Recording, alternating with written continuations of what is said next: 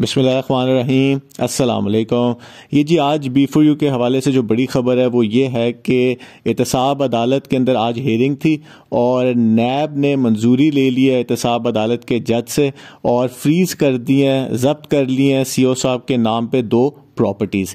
इनमें एक तो प्रॉपर्टी 113 कनाल की ज़मीन है रायवेंट के अंदर, और दूसरी जो इसमें बड़ी खबर है वो ये है कि एहतसाब अदालत के जज ने उनसे पूछा है नैब से कि कितनी कंप्लेंट्स हैं, तो नैब ने कहा है कि जी 5000 कंप्लेंट्स CO साहब के खिलाफ हो गई हैं।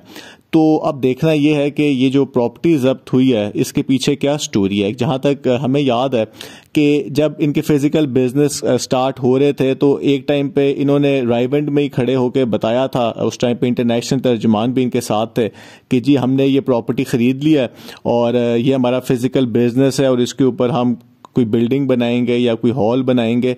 तो अब जो यहाँ पे देखने वाली चीज़ है वो ये है कि अगर B4U एक कंपनी थी तो जो प्रॉपर्टीज खरीदी गई वो उनके नाम पे होनी चाहिए थी, कारोबार के नाम के ऊपर होनी चाहिए थी।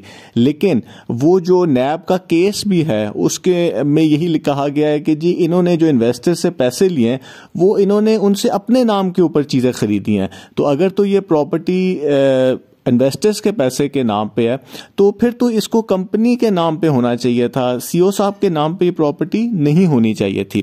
और दूसरी जो मेन खबर है वो ये है कि जी कंप्लेंट्स का आपको पता ही है कि कभी ये ज़्यादा हो जाते हैं कभी कम हो जाते हैं, तो 28 तारीख को ही फाइनल होगा कि असल में कंप्लेंट्स कितनी हैं। लेकिन इसमें भी कोई शक नहीं है कि अब आहिस्ता आहिस्ता जब हम सोशल मीडिया के ऊपर भी थोड़े से इन्वेस्टर्स जो हैं वो इतने नाराज़ ही हैं अब CO साहब से, तो हो सकता है कि कंप्लेंट्स अब थोड़ी सी ज़्यादा हो जाए। लेकिन उसमें से कितनी सही कंप्लेंट्स हैं और कितने जो है वो बस वैसे ही फेक कंप्लेंट्स कर रहे हैं उसका हमें अभी नहीं पता।